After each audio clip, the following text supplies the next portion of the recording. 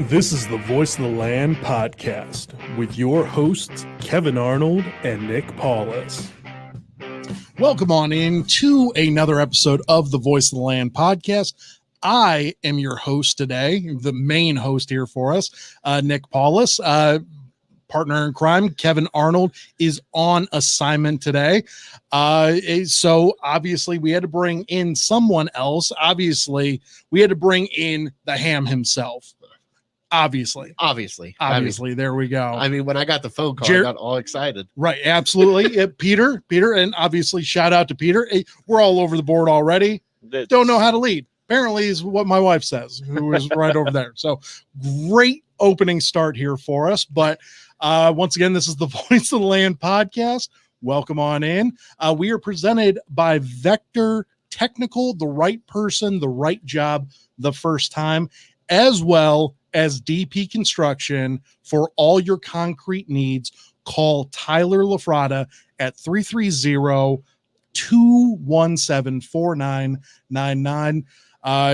Like a brother, to me. I've known the guy for 20 years. He will hook you up. So no questions asked. Just give him a call. He is the go-to guy for any driveways, sidewalks, porches, anything you need. Solid work. Do you need any work around the house yet? Always. Give Tyler a call. Always. Once again, that number is 330-217-4999. DP Construction there for us. But once again, Peter Tellep behind the proverbial glasses, Kevan always likes to say. How's it going today, Pete? It's going well. It's been a good day. It's been a good day. There we go. It's been a good day.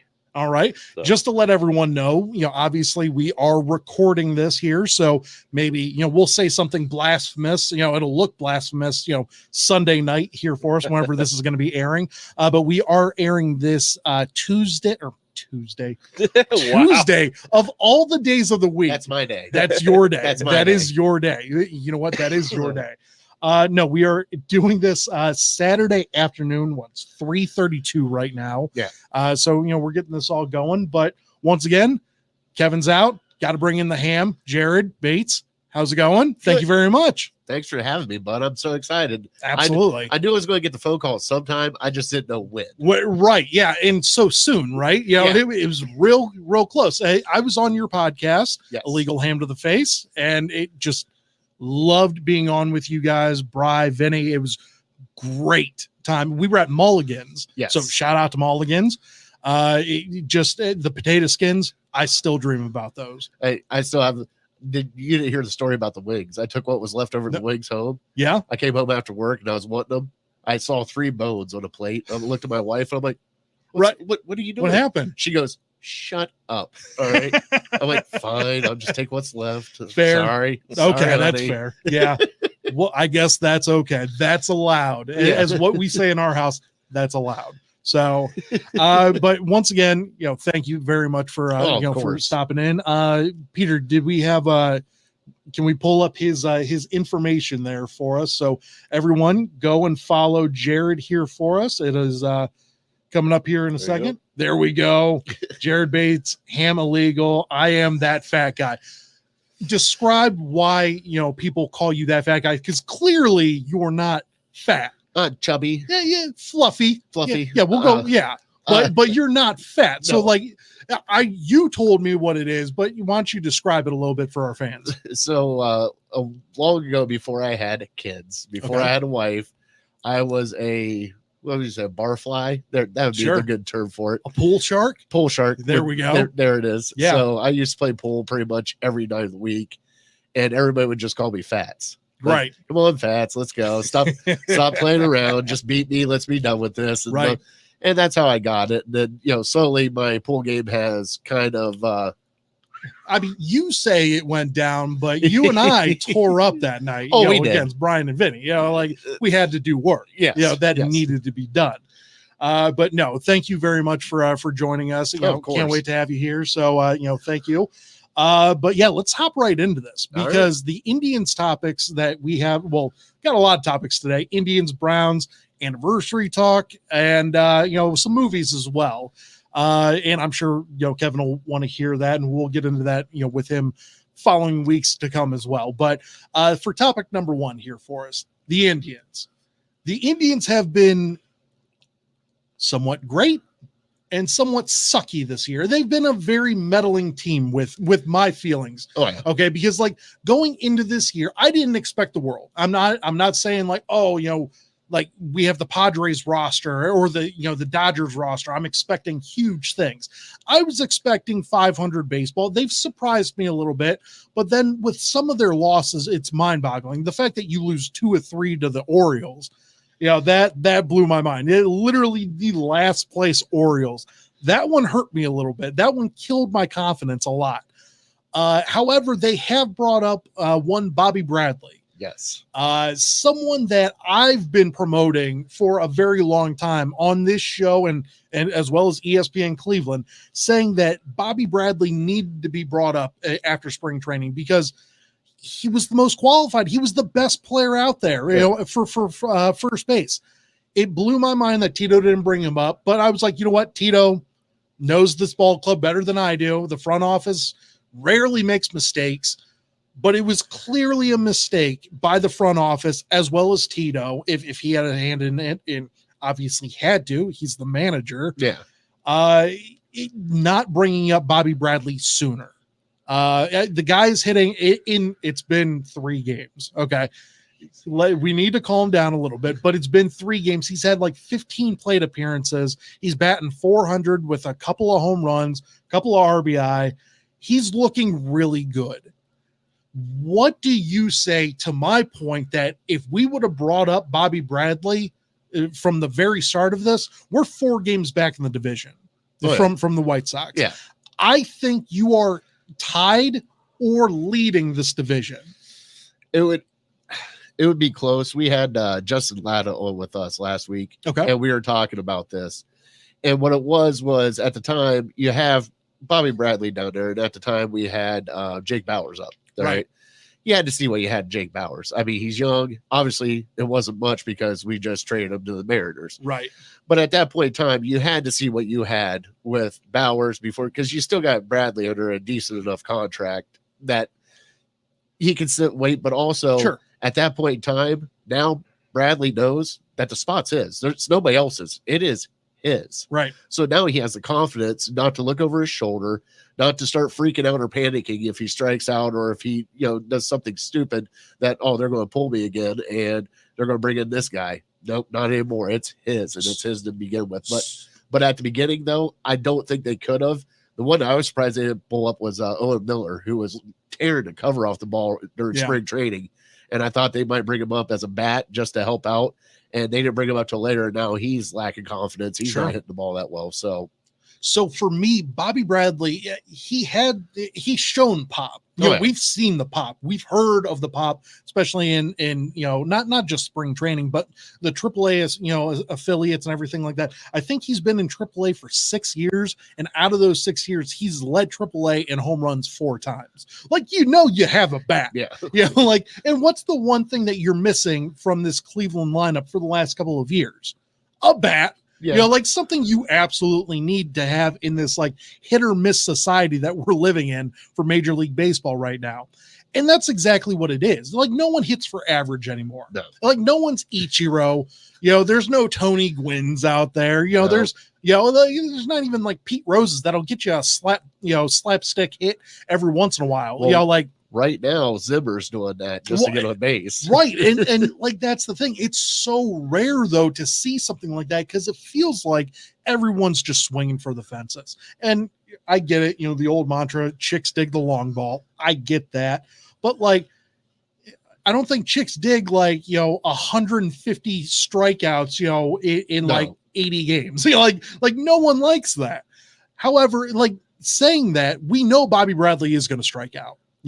But you got to take the good with the bad. And I guess my whole point is that I've seen so much potential just from his bat alone that I start questioning what Tito or the front office was thinking, because I understand that Jake Bauers ran out of options. Yeah. Okay. But he clearly wasn't the guy that won the spring, the spring training. In spring training, Bobby was hitting 308. With a couple of home runs and 11 or 7 or 11 RBI. I can't remember what it was, but he was smoking the ball. Like he was doing really well. It bothers me that the best man didn't win the job. And like, I guess that's life. You know, like not every best, greatest person in their sport, gets the opportunity of a lifetime like that. And maybe it just took a little bit longer for them to see that, but that sort of bothers me. Does it bother you? A little bit, but also you got to realize is it a money thing? Like I didn't know the arbitration and the extra year, probably, but that sort of bothers me because like they always say like, oh, we want to try and win a championship. We're trying to win. We're trying to do this. Like if you would do that, you bring up the right people. Yeah, I can't argue with you there. Yeah, I mean, I would like to. Well, thank you, but I can't. The right people should be up, and now seeing that he should have been up from the beginning. Yeah, it might have changed this team, and especially with Jose, him, and Franmil all in the same lineup. Sure, I mean that finally gives somebody to cover Franmil in the back honestly, end. Yeah. So it could have changed the lineup, but it's one of those things that damned if you do, damned if you don't. Like. If he would have came up and been horrible, we would have shipped him down to AAA. Right. But if he would have stayed longevity, would he still be batting like this? Yeah. Like, and that's a solid point. I mean, because once again, it's only 15 at bats that we've seen, so it's not a whole lot that we have going on, like large, huge picture, big picture. We don't have a whole lot to go off of. It's a very small sample size. But once again, like, I mean, you just see the excitement that he brings to the ball club. Like, I'm cool with that. Yeah. Like I'm totally fine with someone doing that. Like, I can't stand watching this team with like Yu Chang out there or once again, Jake Bauers. And like, it sounded like I was hating on Yu Chang and Jake Bauers all day, today on the Saturday sports show that we had at ESPN 850. But I'm sorry, it was bad. Like Bobby Bradley needed to be up here 2 months ago. Like that's what it should have been. It shouldn't have taken you 60 games to see that sort of potential. And people will come at me and say like, oh, well, they sent him down to the minors and he was batting like 197 in the minors. The kid's heart was broken. Like had you told him like, hey, you got the job, I think he does better as the pro as compared to what he did in AAA. Because you tell the kid like, hey, yeah, like, you know what? Yeah, you're up here. Let's get you ready. Like, okay, cool. He has no one to look over his shoulder. He'd be fine. I think it clears his mind. It just makes everything a little bit more simple, I think. Yeah. I'm excited to see what happens from here on out. Yeah. I think that, do you think that with this move, do you think it's too late for them? I mean, they're only 4 games out, so it's not. That's a week. Games. Yeah, that's a week. It could change in a week. Like one series could change it all. The thing that scares me a little bit is the starting pitching because the back end's kind of shaky at best. Little suspect on the back end. But yeah, what's really nice about it though is they've seen that they have to hit. They have been hitting now, right? And we'll see what happens at the trade deadline. I mean, they could be buyers, they could be sellers, who knows? But something will happen at the trade deadline. I just don't know exactly what it is. It won't be anything major, obviously, nothing major, right? But it'll be a couple of sly little moves that they normally do at the trade deadline to bring in somebody that might help them out a little bit. And just to wrap it up here for us, like, I really do believe that this team has the potential to make that playoff push. I don't think it's a championship roster, just the offense itself, unless a couple of people really turn their seasons around. I don't think that it's a championship roster. I think you have 2 Cy Young contenders, and that bullpen is nasty. Karinchak, Clase, I mean, Wickgren even every once in a while has does it. Brian Shaw. Brian Shaw has redeemed himself somewhat. I mean, let's go easy. He has. Come on. No, I think he's done really well as well. So, but yeah, no. So I just wanted to put that little bow on it. I think that there is possibility here for us. You need to add a couple extra bats. You need to get a little bit more out of this team. Tito's the right guy to do that. So we're going to wrap it up with that topic here for us. When we come back, we are going to be talking Browns mini camp is coming up. Overrated, underrated players here for us. Stay tuned. Whether you're looking to hire new talent or start a new career, Vector Technical has you covered. Vector Technical is a 28-year-old staffing firm that has helped thousands of job seekers advance in their career with reputable partners throughout Northeastern Ohio. Vector Technical is more than just a temp agency. With an above-average hire-in rate of 1 in 4 candidates, Vector works hard to connect the right person with the right opportunity the first time. Vector Technical hires for skilled manufacturing and light industrial work and is sure to have a career that you've been looking for. To learn more, visit our website at www.vectortechnicalinc.com. And welcome back. This is the Voice of the Land podcast here for us. Jared Bates, illegal ham to the face. How's it going? It's going. Kevan Arnold is on assignment here for you. People that missed the first segment, once again, he is on assignment. He will be back next week, I believe. Are we planning on doing a podcast next week? Are you on assignment next week? Am I on assignment next week?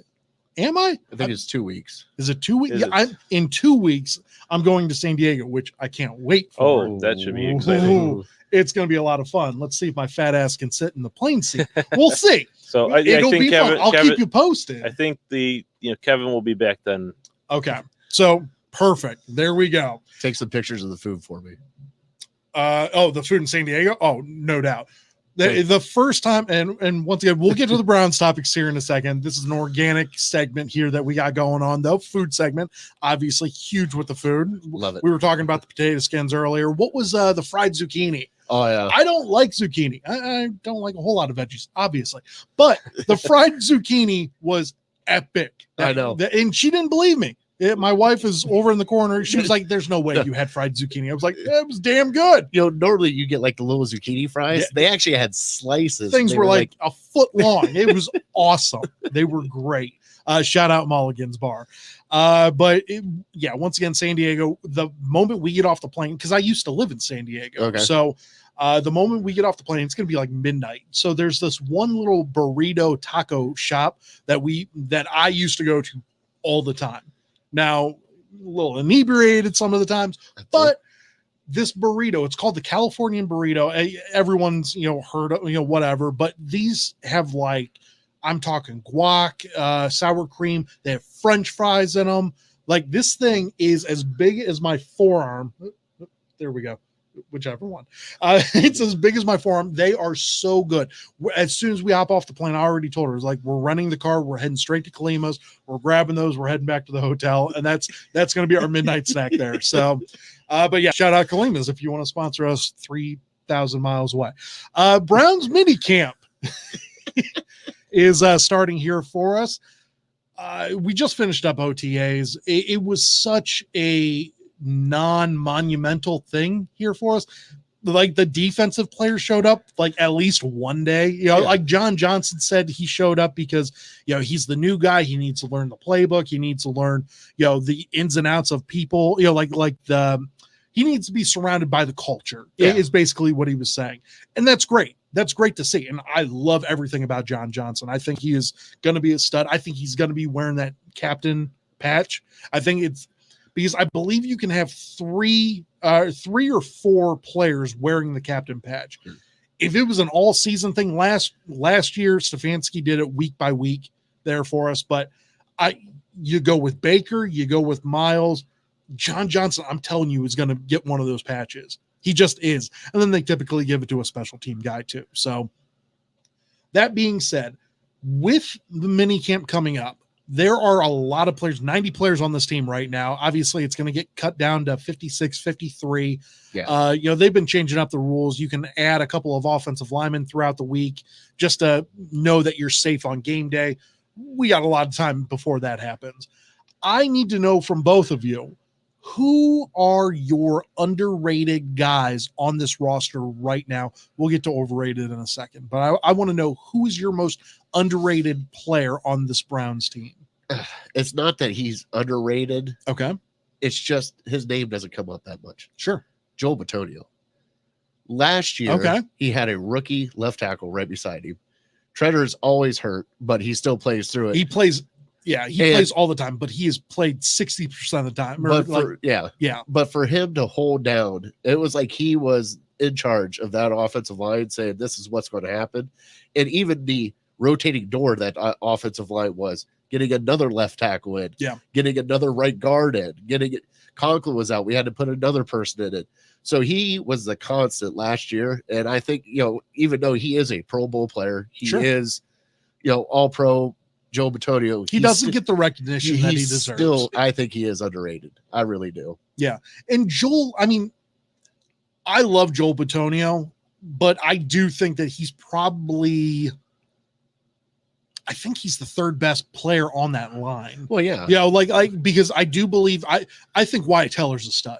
I think Wyatt Teller is on that, he's not at Quentin Nelson yet, but like with a couple more, maybe a year or two more with Bill Callahan as his coach, he could very well get there. He is nasty. He knocks players out.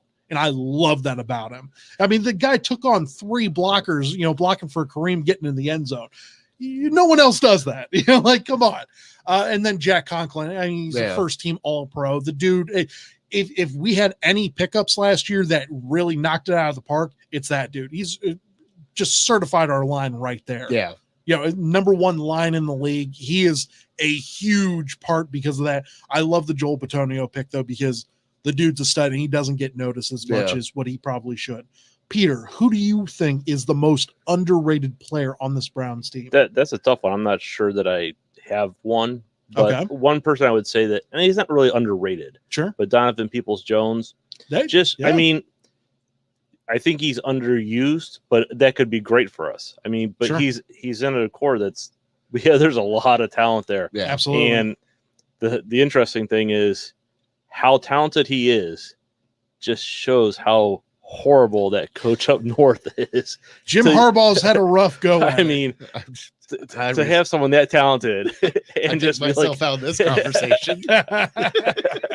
So Jim has had a rough go getting some star players there and just not utilizing them the way that they should. I personally don't care. Have fun, Jim. Right. Yeah, no, absolutely. Hey, give him another contract extension. They gave him a contract extension, I guarantee you they were like, hey, do you want to sign us? He's like, yeah, we're going to sign him quick. I'm stealing your money, by the way. Bry's a Michigan fan. Oh, right? Yeah. I busted him up so bad. Why is he a Michigan fan? First off, was he dropped as a child? No, he wasn't dropped. Hey, I fell downstairs. I turned out okay. I don't know about that. I'm trying to remember how he said it. It was a team that he flocked to when he was really young. Because everybody was all Ohio State, and at the time when he was growing up, that guy. He was there. He was Michigan from the beginning, though. Oh, okay. So he was never really Ohio State. As soon as he started Michigan, he was Michigan, and he just went. He dove into it. He flies it straight through, and you know something? It's fun because he can actually have a conversation about it and not get upset about it. So, at this point in time, I don't think you can. You realize Michigan just sucks. Yeah. It's unfortunate for you as a fan. Yeah. It sucks. But at some point in time, you just realize it. Like Browns fans, we went through all that crap. Oh, yeah. For 20 years, and now we're like, hey, we're actually good. Now we can puff out our chest. So we're like Michigan fans. They win a couple of games they probably shouldn't win, or they were heavily discounted basically, and they win those games. They're like, oh, puffing out their chest. I get that. As a Browns fan, I get that. But whenever you're facing Ohio State, come on. It's like the Browns of 2016, versus the 2007 Patriots. Like you're gonna get rocked. I'm sorry. You're done. You're done. Doesn't matter who we have at coach now. But they guaranteed the win a few years ago. Yeah, sure they did. Yeah. Well, they had the number 1. If you remember that year, they had the number 1 defense. I remember. And we still put up 65 on them. 62, 60 was it? Whatever. It was a lot. Keep going up, and in my mind, I'm fine with putting it at 85. It was a lot. I asked this question the other day on RBS. What do you think the score would have been had they played last year? Because obviously Michigan canceled due to COVID, and I'm not saying they were scared or anything. I think it was a real thing. I think that it was a real thing. They had players out. They couldn't. You're giving that look. I want to give people the benefit of the doubt, even if it is Michigan. I want to give them the benefit of the doubt because I think that's a coward move. If that was true, that you had maybe one or two, and you're like, okay, whatever, like that's a coward move. I don't think that that's what happened, but at the same time, like I think that the Buckeyes would have put 90 on them, like a simple 90. I think they want to. That's the thing. Right. Oh yeah, no doubt. They want to. Yeah. It doesn't matter if they get to it or not. What do you think, Peter? Well, I remember we talked about this before before COVID and everything, and I think they would have hung 90 on them. I mean, they were fired up. Didn't Ryan Day come out and said he was going to put 100 on them? I think he did. Didn't he? Yeah, he said he was going to drop 100. Yeah. Drop a hundy on it. I think is what he said, which is just the most baller thing you can say. And you know what? Back it up. Oh, yeah. And like that's the best part about it. But that's the thing is I think Ryan Day's teams could back that up. So they might lose every other game, but they hang 100 on Michigan. I mean, and Ryan Day is like, he is such a dedicated coach. And I'm not saying Urban wasn't. Okay, Urban, if anything, Urban was amazing at the rivalry stuff. He would promote Ohio State versus, that's why he's 7-0. That's why he is 7-0 versus Michigan, and every opportunity that he had, he put up points on them. He just ran up the score, and I love that about Urban. Well, that light switch started with Tressel. It did. Oh, absolutely. I think Tressel went I think he went 9-1 or we've only lost one game in the last 20 years, or 2 games in the last 20 years. Yeah. Oh, and you know what? Like, it's a tough year. I know. It's your starting quarterback, gets caught, selling, shorts, or I'm sorry, pants for the gold pants medallion. Gold pants for tattoos. Your coach goes down, you go 6-7, like whatever. Like we're beyond that though. Thank God. That being said, getting back to the underrated Donovan Peoples-Jones, great choice. I'm going to go on the defensive line. Not a lot of people have given him a whole lot of love. I love Jordan Elliott. I think Jordan Elliott is a stud in the making. They liked him coming out of college. Now, he didn't get a whole lot of playing time. I think he had like 15 tackles on the year, no sacks, but he's not really the sack artist guy. He's not Aaron Donald, but he's going to dedicate his life to stopping anything that comes near him. And I guarantee you, he's going to give it all. I think he wins the starting job. I think it's going to be him and, probably Malik Jackson, maybe, right there in the middle. But I think that it's going to be them, maybe Andrew Billings. It's going to be a lot of guys on that defensive line. Tommy Togiai, Buckeye there for us. I love him. Marvin Wilson. I'm really intrigued by what he does. The kid from Florida State that was a first-round pick last year, deemed a first-round pick and then went undrafted. That blew my mind. That's Brian's favorite pick, right there. Is it? Yeah. And Marvin Wilson is a stud from what they're saying. From, Cleveland Browns Daily, Zagura, Bo Bishop. They're like, he's a dude. Yeah. He is a dude. And McDowell as well. McDowell is 6'9". The guy is a different animal. So you put all those guys on the defensive line with Clowney, Tack McKinley, and Miles, obviously, you got a lot of issues. Real quick here for us, I want to go into the overrated player as well. Who do you have as overrated? Austin Hooper. Oh, okay. You're paying him way too much money to just block. And you did. Now, to be fair, he was the the highest paid tight end of all time. Yes. And then it got surpassed. I can't remember who, but he's still top 3 for sure. You brought him in to be a pass catcher and a run blocker. Sure. He is not a pass catcher now. He is just a run blocker. And guess what? You can find those anywhere. True. I need you to catch the ball, dude. And I need you to catch it for 100 yards to free up our other wide receivers. And that's completely fair. I like that pick because I think Hooper played like an all-pro down in Atlanta, but Atlanta's offense is that air raid sort of, hey, we're in a dome, nothing happens, nothing bad happens here, 28-3, but it's one of those things where they just don't they just aired it out all the time with Matt Ryan. Matt Ryan's stats, people rip on the guy. His stats are Hall of Fame level. Oh yeah. No doubt. He is going to make the Hall of Fame, I think. That's getting off topic. Borderline. You think borderline? I think borderline. Winning the MVP, I think, certified it. But but that's fair. That's fair. Peter, who do you have as most overrated on the Browns team? I have to agree with Hooper. Yeah, because I mean that's a lot of money that he's getting paid, and sure. You look at the tight end has to be able to catch the ball. I mean, he's got to be that out, right? When everything else is covered, you have to be able to go to him, and if you can't make a catch, I wish I could high five you right now. Get out of get the camera out of focus. I mean, the whole thing is you look at our receiving core, and we have a lot of like really highly rated guys, no doubt. But like Jarvis, bless him.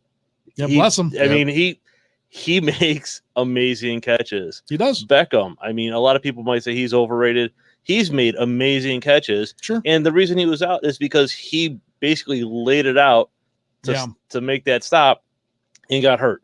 And how many guys that are top tier receivers would just be like, no, I'm not going to injure myself for that. You're right. It's only 7 points. Yeah. And to give Odell credit, because Baker overthrew him, the guy intercepted it, and he tried to chase him down. And I'll give Odell all the credit in the world for doing that. However, I am going to choose Odell as the most overrated.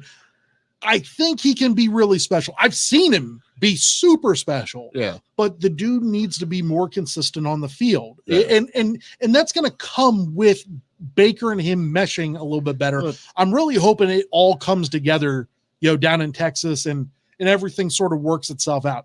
I'm not saying I'm calling him overrated right now, reserving the right to say that he's properly rated as one of the top, because whenever we got him, everyone said he's a top 3, top 5 wide receiver in the league.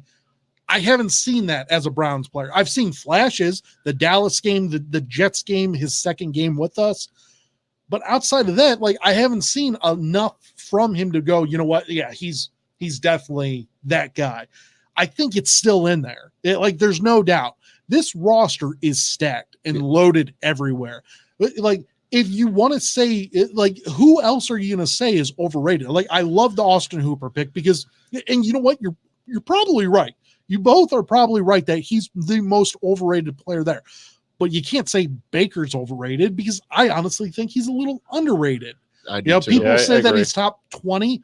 That Chris Sims came out this past week and said that he's number 13 on his list. I'm like, okay, like, I still think he's top 10 to 10 to 12. So that's probably, that's like right around there, but maybe a hair underrated. Nick Chubb is properly rated at, if anything, he's underrated. Miles is the best in the league, aside from Aaron Donald. I really don't know who else that you can really put on this list. Do we have a fullback still? Why don't we put that guy on there? We'll put him on there. Yeah, how about that? We'll put the fullback on the list. Don't hate on the fullback. You know what? Like, that guy works hard and he doesn't get any carries. That guy hits people. Good for him. I don't even know his name. I can't even remember. We're going to take a quick break here for us, but when we come back, we're going to get into a couple of fun topics. The last 2 segments here for us. I just had my anniversary here for us. My lovely wife is over there scowling at me, but I want to know, what's the longest relationship that you've ever been in, and how did it start? How did it end? We'll get into it. Stick around. Are you struggling to hire the right talent or maybe even find the right career? Vector Technical makes it easy. Since 1992, Vector has provided Ohio employers with a reliable process for hiring and have helped thousands of job seekers advance in their careers. Vector Technical is more than just a temp agency. We invest time to get to know each client and candidate personally. Vector places people in job opportunities that they are truly excited about. Interested in learning more? Visit our website at www.vectortechnicalinc.com to see a full list of our current job opportunities and to find out what Vector Technical can offer you.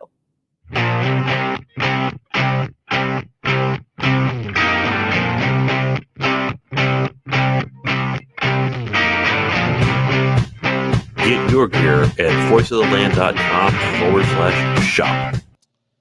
And welcome back to the Voice of the Land podcast and live show here for us. I'm your host, Nick Paulus. Alongside me, special guest, Jared Bates. How's it going? It's going good. I'm loving it. There we go. Yeah, we're halfway through the show here for us. Peter Telp on the ones and twos there for us. So spinning the dial. But no, Kevan is out today. He is on assignment, as what we like to say in the business. But this segment here for us, I want to get into a little bit of a fun topic here. I just recently had my anniversary, 3-year anniversary here for us. Congratulations. Thank you. Yeah, I was waiting for that, by the way. So it's 3 years with my wonderful wife, Kelly. We've been together for about 5.5 total there for us. We got engaged pretty early, actually. I knew pretty much from the start. I'm not going to lie. Like, I'm on camera. I knew pretty much from the start that, I was going to marry her. Actually bought the ring about 6 weeks into our relationship. Proposed, or I'm sorry, it was about 2 months in. Proposed 6 months in, and then we waited about 1.5 years, and then we got married June 9th there for us in 2018. So down at Kent at the Overlook Grill. Beautiful place, great place. Had our anniversary dinner there last night, so it was a great time. I want to know, what you guys are all married men. Yes. You guys are both married, happily married here for us. To make this fun here for us, I want to know how you guys started your married life. How did you guys start off? Like, where did you meet your significant other? How long have you guys been together? Just dive into the little details. Peter, you want to go first? Sure, yeah, Peter, we'll start off with you. So I actually met my wife on Match.com. Nice. Okay. So let's see. We our first date was like May. I remember this. It's funny because my wife is great with dates and everything. Yeah. But May 10th of 2002 was like our first date, and she'll be like, "What, May 10th?" And I'm like, "That's our first date." She's like, "What, really?" She's like, she doesn't remember it. Short anniversaries, like she knows we have all these nieces and nephews. She knows everyone's birthdays, and I'm like, but she can't remember that date for whatever reason. So you got that one. I got that one. She has to get 1,000 other ones. So we met on Match. We dated for a couple of years. We got married in 2005. Okay. We were engaged for over a year, and my wife was fantastic because we didn't want to spend like a ton of money on a wedding, but we wanted to have the traditional like Catholic wedding in the church and everything. So we found out we could get married on Friday afternoon. Okay. And so we did a Friday afternoon wedding, which was kind of great because we could invite like a lot of people because we knew a lot of people wouldn't be able to make it. Yeah. So we wouldn't hurt anyone's feelings. There you go. But we knew that we could keep it relatively small. And because it was a Friday, it's like the venue was cheaper. Oh yeah. Like everything was cheaper. The limo was cheaper. Literally everything was cheaper. And we did cheat a little bit because we did our pictures before the ceremony.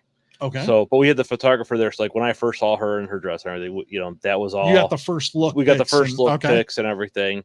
And a friend of mine, we took our wedding pictures at her house. She has a beautiful house up right on the lake. Nice. And it's amazing because we looked and we're like, oh, the cultural gardens and the botanical gardens, and it's like you think the word wedding. Oh yeah, and like the price doubles. It's you insane. Say the word wedding, and the price triples. Oh, it's crazy. Yeah.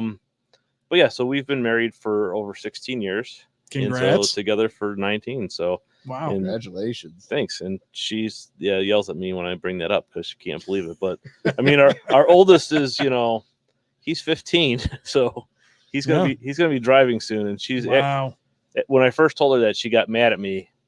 But now she's like, he does marching band and stuff like that. And she's like, yeah, next year he can drive himself to everything. There you go. How you feeling about that, Jacob? He's not sure. He's not sure. We were over at Cedar Point yesterday, so we got him some practice driving on the old timey cars. So there you go. Yeah. It's good practice. That's something. Jared, how about you? Well, I met my wife at Razzles over in Olmsted Township, I think it is. I played a Monday night pool league over there with all my friends and stuff. And pool league was over, and I looked at the bar, and her friend there was at the time, and we started playing pool, and then I lost with her as doubles partner. We had to take a 4 horseman shot, and I didn't want to because I knew my level. And she said a few choice words to me and fired them down. Wow, that's a keeper right there. Right as soon as that happened, I was like, I am in love with you.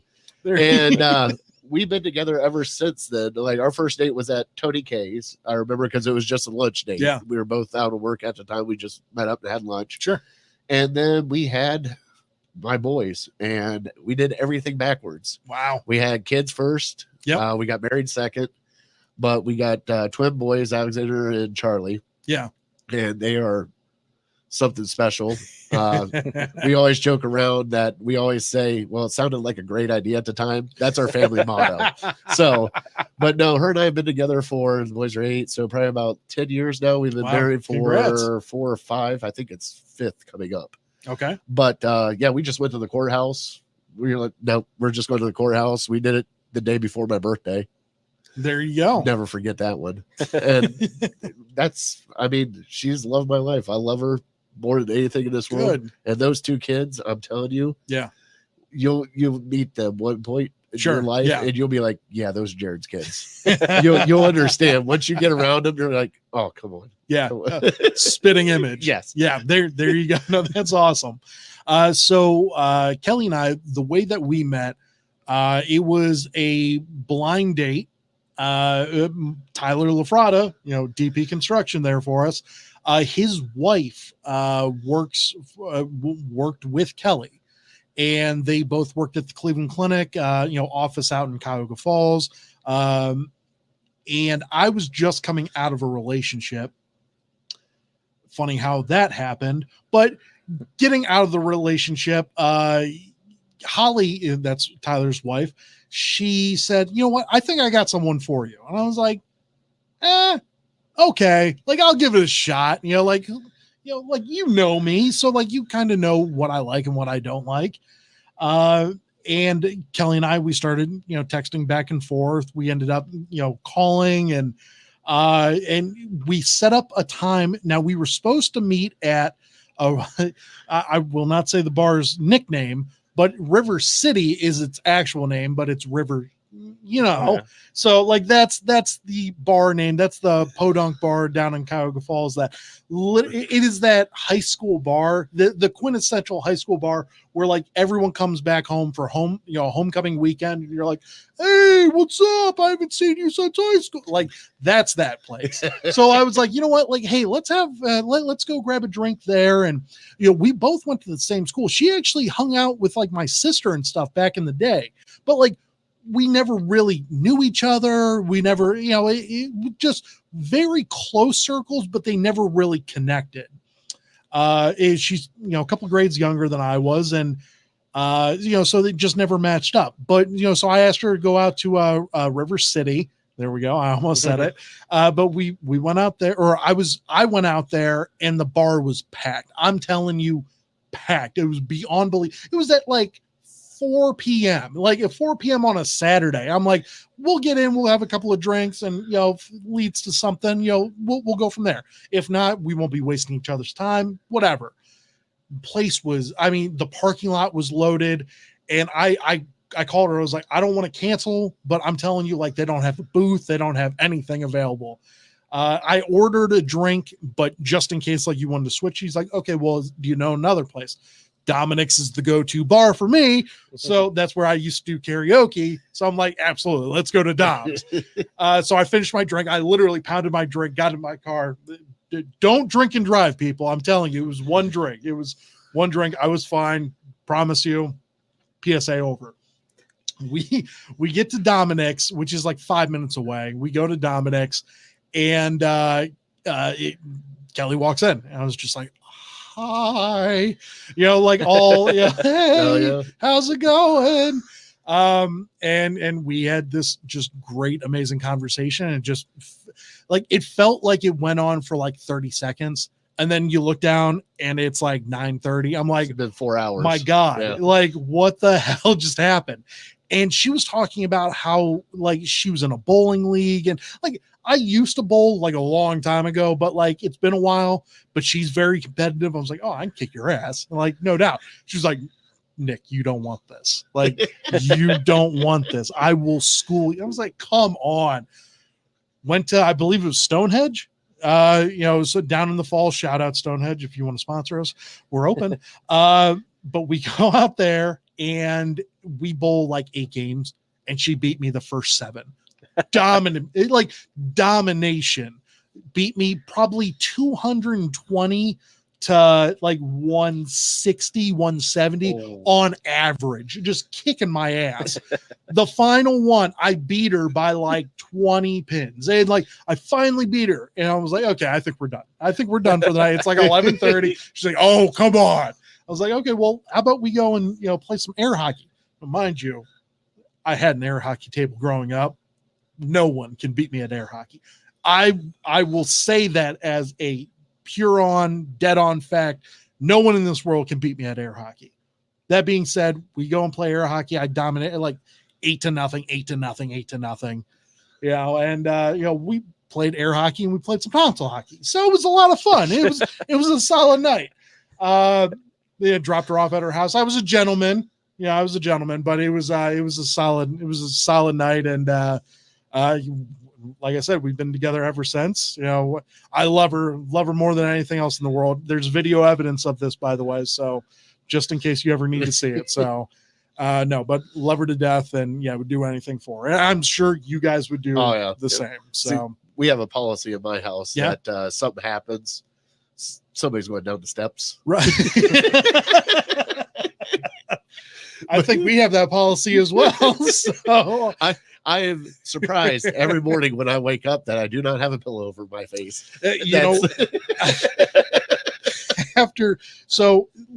Side story note here for us.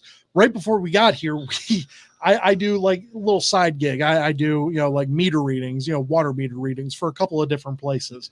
And she picked me up from ESPN, and we went to one of the places. It's right around the corner. No names, please.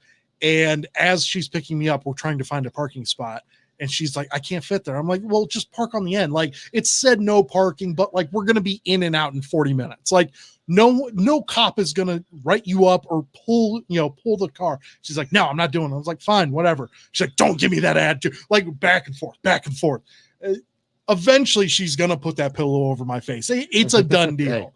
It is a done deal, but we'll wrap it up there. So, but the final segment here coming up here for us. Once again, we're going to keep the good times rolling here. A couple of movies that were good back in the day that you have fond memories of, but you've rewatched, recently and go, man, does this suck? Because I got one. It's going to piss off Kevin. I already know it. So I can't wait to hear his reaction, probably from Twitter here. So, but yeah, stick around. We'll be right back. Are you looking for a career in manufacturing? Vector Technical has you covered. Vector Technical is a 28-year-old staffing firm that is partnered with some of the biggest and the best companies throughout Northeastern Ohio. The recruiters at Vector Technical will coach you through the entire job process and will help you land an opportunity that you are truly excited about. Vector does not add any additional fees and offers benefits as well as free online skills training through Penn Foster. To learn more, visit www.vectortechnicalinc.com and make sure to check out our job board to see a full list of our current opportunities and apply. Welcome back to Voice the Land. If you could only hear the conversations we have in between the breaks. Welcome back to the Voice of the Land podcast. I'm Nick Paulus. Producer Peter Tellup is on the ones and twos. Jared Bates co-hosting here for us. Kevin Arnold is on assignment here for us. He will be back next week, though. I think we'll figure that out at a later time, but we're all going to get the band back together here eventually. I left the previous break leading into this one, teasing some movies that don't like that you remember watching when you were younger and they like you recently watched them or you thought about them a little bit more and you go, man, does that suck? For me, that's Space Jam. Like Space Jam, whenever I was younger, and once again, this is literally Kevin, I'm sorry. This is seriously Kevin's favorite movie. And to each their own. I'm not going to say like, oh, you have if you want to rip my favorite movies, that's fine. Like to each their own. And that's Kevin's favorite movie. And I'm not going to discount that. I just think it's garbage. Like I'm sorry. And I'm done with like saying that it's not because I just don't like it. Someone brought it up on Twitter saying the Space, it said, Space Jam 2 is going to be really bad, right? It was responding to someone's comment about, LeBron and and I retweeted. I said, yeah, that's probably true. But let's not also forget Space Jam, the original, sucked. And people were hitting me up left and right like, oh, my God, that's blasphemous. I can't believe you would say that. I'm sorry. I'm spitting the truth right now. Like, this is ridiculous. The movie came out in 96. And, like, I'm not going to say, like, oh, the graphics were terrible. I don't care about that. I just don't like it. Like, it's not good. The acting's awful. Like, it's just not funny. And, like, I know it's not meant for Nick Paulus at 32, but Bill Murray is funny in that movie. Okay. You cannot say he is not. Okay, and that's another issue I have. Okay, and this is gonna be blasphemous. So Bill Murray and I have beef. Does Bill Murray? Bill Murray does not know this. This is breaking news to Bill Murray. Okay. Breaking news to Bill Murray. I got beef with Bill, and it's only because he's a Cubs fan. Every time that the moment the Cubs won the World Series in 2016, all they did was it was Kyle Schwarber or it was Bill Murray or Eddie Vedder. It was those three guys. It was Joe Buck and Kyle Schwarber. But I don't care about so much about Joe Buck. Like everyone hates on Joe Buck. The announcers for in Chicago, they were like, oh, you're rooting for the Indians. In Cleveland, oh, you're rooting for the Cubs. Like, Joe Buck can't win. Okay. Oh, yeah. And first off, he's a Cardinals fan. like his dad grew up calling Cardinals games. He's a Cardinals fan. Like, I'm cool with him doing whatever the hell he needs to do. But Bill Murray and I got beef. And I loved Bill Murray. Ghostbusters was one of my favorite movies growing up. I mean, Groundhog Day. I mean, you can go on and on with all of the Bill Murray movies. Okay. Stripes. Oh my God. Stripes is awesome. Yes. I'll give him that one. That's so great. What about Bob? My kids love that movie. What about Bob's good? I'm not a huge fan of it, but like I see the intrigue for it. Yeah. Like I'm just surprised my kids love it as much as they do. Right. Joe's 10. He's like, can we watch What About Bob? I'm like, okay. Sure. Yeah, absolutely. Yeah, for sure. But Bill Murray, every time that they showed him, so I associate Bill Murray with Cubs fan. And I hate Cubs fan now. And it's just because I'm jealous. You're just bitter. I'm just bitter. I'm a bitter Cleveland fan. Bitter. I get it, but I tried to watch Ghostbusters not too long ago, and that still holds up. The graphics, obviously, whatever. There was 1984 people, but it hurts me. And I got a pit in my stomach right now just saying I can't watch Bill Murray movies because he's a Cubs fan. So yeah, breaking news, Bill Murray is not my cup of tea anymore, but wow. I say that. And then heaven forbid he passes away. And then people are going to be like, look at this asshole. Okay. I get it. I'm going to have to say something though, because I worked downtown during 2016. Sure. And our office was right down the street from Progressive Field. Okay. So the day after Game 7, me and one of my coworkers went to breakfast across the street from our office. Yeah. And it was filled with Cubs fans. And honestly, they were some of the nicest people. They actually, they're all douchebags. They felt, they were happy that they won, but they felt bad that they beat us because they knew the suffering. Well, you know, so I get it. What? Like, I get that. The only the only one that I'm cool with is Matt Fishman, my boss. So, like, huge Cubs fan. He is. All right. So well, I'll give Matt a pass. I mean, how could they even be bitter though? Because at that point in time, even Cleveland was going to end a streak, or Chicago was going to end a streak. But from what you're saying, they're like, hey, we feel for you. Right, like right. that. Yeah, okay. they were happy that they won, but they were like, we're sorry that we had to beat you. And honestly, if the roles were reversed, like, I would be saying the same thing as what they were probably saying to you. So, but like, we still haven't had it in like 75 years. I'm like, it kills me. I'm not saying it doesn't still hurt. I know. No, it sucks. It sucks. That's for sure. But once again, that movie for me that I've watched time and time again, whenever I was younger, grown up, and I'm like, man, does this suck? That right there, for sure, Space Jam. Also, for my generation, and like, this is going to really rock some people, Power Rangers. Oh no, you can go ahead with that. No, but like you guys are a little bit older than me, but like I still watch Power Rangers. But like I'm saying, like the original Power Rangers, like, I thought was the greatest thing I've ever seen. And the Power Rangers, the movie, like, that's the title of the movie. Power Rangers, the movie. Ivan Ooze. To be fair, Ivan Ooze, great villain, but the entire plot, like, people are going to look at me and say, you bougie ass. Mm-hmm. And I get it, but like, the movie sucks. The movie sucks. The Megazoids suck in that. Like, they all suck. Yeah, I hate them all. My childhood was a sham. Like, this is bad. This is all bad here for me. I want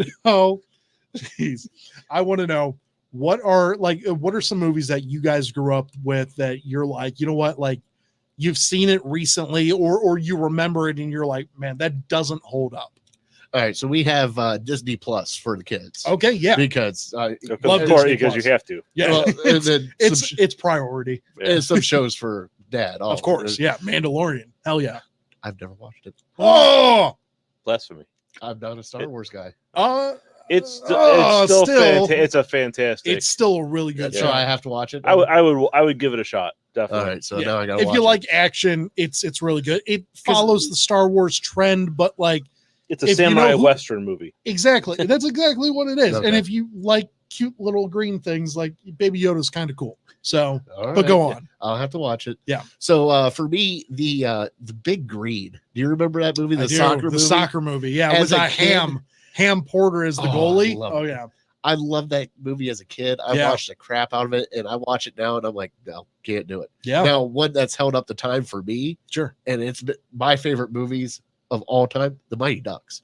That movie, I love all the Mighty Ducks. So it doesn't matter. I get into an argument with my friend Mark all the time with this. What's better, Mighty Ducks 1 or Mighty Ducks 2? 2. 2. Thank you. 2. 2 is way better. The Knuckle Puck. The Knuckle Puck. You can't go wrong. That's the best thing. The Knuckle Puck is awesome. He said the first one's better? He said the first one. Oh, because of Conway? I think come on. God. Screw you. No, but Mark says the first one, the second one's way better. Team USA. Who doesn't love Team USA? I know, right? Got to beat the guys from, what was it, Iceland? Yeah, screw those guys. Yeah. A douche that hit Gordon Bombay with a stick. Yeah, come on. Can we throw TV series in this? Sure. Bad series. Oh, you know what? I got a bad series, but yeah. As a kid, growing up, I loved to watch dinosaurs. I finally started watching it back.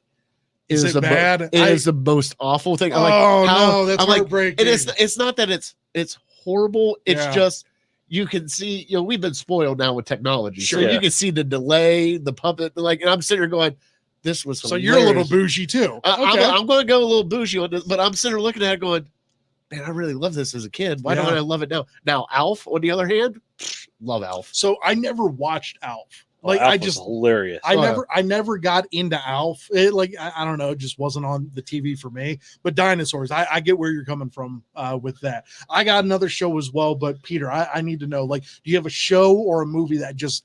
Well, one of the things, and it's might be blasphemous here, is that it's not even the whole movie, but Return of the Jedi. I like the movie, but when it treading on look at me. when it gets to on water. When it gets Careful. to the Ewoks. Okay. I just Agreed. As a kid, I was like, "Oh, those are really freaking cool," and now I'm like, "What the hell was I thinking?" Because Ewoks suck. Yeah, Ewoks suck. It's just, and I watch it with my kids, and I'm like, "Oh my god, there is so much Ewoks in this movie." Supposed to believe that the Ewoks took down the Empire? That's what I'm led to believe. Is that the Ewoks took down like the entire forest of Endor? Right. Well, how about the Fortress of Solitude that they had? What, the ATST, the little two-legged walker, and he gets hit with a log and explodes. Is it the ATST? It might be. It's the ATST or the AT-AT. AT-AT is the four-legged. That's the four-legged one. Yeah. Okay, yeah. So the ATST. Yeah, and it's like, a log hits it and it just explodes. I'm like, yeah, dude, man. Preach. Okay. So Return of the Jedi is awesome, except for the Ewoks. Yes. Can we agree with that? Yes. Okay. Because Jedi is awesome. Well, the lightsaber scenes in that are great. Luke versus Vader is great. Oh yeah. Empire is great.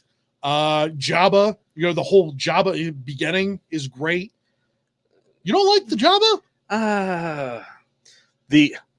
The plan to escape is so convoluted. It's good. It's perfect. It's like, did Luke actually expect to get captured because he hid the lightsaber in R2? Yes. It's like he knew it all. And that's the point. The end to Boba Fett.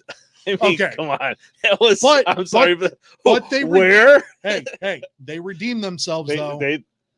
Yes. To be seen later. Yes, but I agree. Are we speaking Greek right now? Yeah, you guys are. Okay. I agree. They redeem themselves. French Canada right now to me, and I'm just going. Bonjour, bonjour. They redeem themselves. Yes, but there's just bits and pieces of it that are like, I agree. Okay, but now Empire, that holds up. Oh, that was I think that was one of the first movies ever where it's like it ends and it's like, the bad guys win, right? So that holds up and then delivers even better. Anytime I watch that movie, it just keeps getting better and better. It really does. I will say, since we're on a little Star Wars tangent here, I like the original one. It was a little hokey because it was 1977. Okay, but when they released Rogue One, okay. The ending of Rogue One, leading into the beginning of A New Hope, is insanely awesome. Thank you. Because that's the proper word. Because all of a sudden, everything means so much more at the beginning of A New Hope. Because of that, it's like I got goosebumps. Yeah. I got goosebumps. I love Rogue One, and Rogue One to me is the best of all of the new stuff that they have out. I love Rogue One. It's sad that it's just a one-off, because clearly what happens in the movie, everything that goes about with that, but it is perfect in the Vader scene, the corridor. Oh my God! Yes. Just top 3 Star Wars scenes. It's right there. I mean, they could have replaced the whole, 1, 2, and 3 trilogy just with the Rogue One. Yeah. Well, and you know what? Revenge of the Sith doesn't get the love it deserves, because Revenge of the Sith is awesome. And I agree. Bo and Nathan were talking on this on CBD on Friday. Actually, they were saying Revenge of the Sith is good, but it gets pulled down because of Hayden Christensen as but I think, Darth Vader Anakin. I think that's true. He sucks in that. He does, but from what I understand, it was the directing sucked in that. I'm sure he did. And honestly, those movies, some good actors like Portman's great in that. Ewan McGregor is she? Yeah, she is. She's pretty wooden in that whole. Maybe in that one, but all 3 of them. No. Natalie Portman is solid in Phantom Menace, Attack of the Clones. There's only a couple of good things I can say about those movies. Natalie Portman is that. Ewan McGregor as Obi-Wan, and he's coming back. Oh my God, I can't wait for that series. That's going to be great. The one last series here for me, and I want to get your guys' thoughts. I don't know if you guys ever watched it, but it ended recently over the last couple of years. How I Met Your Mother. Oh yeah. Yeah. Have you tried to rewatch that? Because like not rewatch I it. used to watch it all the time. Like that would be like one of the shows that I'd like fall asleep to. Mhm. I'd watch it and like pass out. I didn't watch it for the last couple of years, and then it popped up on like Hulu or something. I started watching it again. I can't watch it. It's bad. And then like I think it's bad because like I know how the ending is. And like the ending, I tried to defend the ending whenever it first came out. I was like, oh no, it makes sense, I guess. And then like I watched it a couple more times. I was like, wow, no, that sucks. Like I don't like this at all. And then I like I said, a couple of years pass. I try and watch it again. It is unwatchable. It is at that point where like I cringe that I'm like, wow, I like that. And that was only a couple years ago. It wasn't like it was once again Power Rangers long ago, like Space Jam long ago. I can see that with I haven't watched it recently, but I mean Josh Radnor I think went to Kenyon, which is where my wife went to college. So I don't know if they were there at the same time or not, but we watched it I think partially because of that connection there. And people hate Ted Mosby, but like he's a douche. Well, there's a lot of like fan theories. Douche. Yeah. Oh yeah, no, it's I told Kelly this morning. I was like, I chose violence this morning. Yeah, you did. There are a lot of like fan theories out there, and I think one of them was talking about that Barney. That the reason Barney was such a womanizer was that was really Ted. But since he's telling the story, he's kind of projecting all of like his really crappy qualities onto someone else because he's telling think about it, he's telling the story to his kids. Sure. Hey kids, here's all the women I hooked up with before I met your mother. And there are moments where he does do that in the show where he's like, like the sandwich thing, like when they're smoking weed and they're like, oh no, we had sandwiches, right? Like they switch it up a little bit. So like, that makes sense. It is I like the premise. I think it kind of like, I don't know, got lost along the way somewhere. I think it's 9 seasons long. The first 8 seasons, I remember thinking that it was some of the best television out there. And then that 9th season, I think, is what killed it because it's shot over a 3-day time frame. Barney and Robin's wedding. And you're like, you go the entire, like, they just wrap it up in just it was just a bad way. It didn't sit well with me. So yeah, I yelled at my wife over that one. Did you? I'm like, you made me watch all this till this crappy ending. Come out. Yeah. Well, that's a topic for another day. I was series that the ending just man. And there's so many of those Game of Thrones. Like there's so Dexter. My god. There's only 7 seasons of Game of Thrones, right? Oh, there are now. Yeah, that 8th one didn't happen. So my wife did not want to watch Game of Thrones. Okay. At all. So I got to watch it. And that was like my thing at night. I would just watch it. So we finally got to the end and I'm watching the ending and everything. And I'm like, the ending's over with. And I'm just sitting there. She goes, so how was it? I just walked outside, got in the car, and just left. Yep. Go to the bar, have a drink. Yeah. No, it was. I come back. She goes, what happened? I'm like, I don't know. Like, what happened? Like, did Bran is king? I don't know. Something somewhere. He had the best story. It makes no sense. But he didn't. He didn't. Yeah, like, if anyone, Arya had the best story. Oh, yeah. And, like, obviously, it should have been Jon Snow as the king because, let's be honest, dude came back to life and, like, that's badass. Yeah. And the guy, like, just can't be killed. Like, he is so good. And he stared down Battle of the Bastards. Like, oh, my God. No, that guy should have. He stared down a dragon. Yeah. He's like, what? What are you going to do? Yeah. Come on, dragon. Like, the dude's awesome. I love Jon Snow. I just wish, I just wish that they would have never made that last season. But you had to finish it. I get it. The Night King got totally screwed. Oh God, we got to end this. Yeah. Like this is we're already 9 minutes over here. I want to say I want to say thank you, Jared, of course, for hopping on with us. I know it was short notice here, but thank you very much for hopping on with us. Anytime.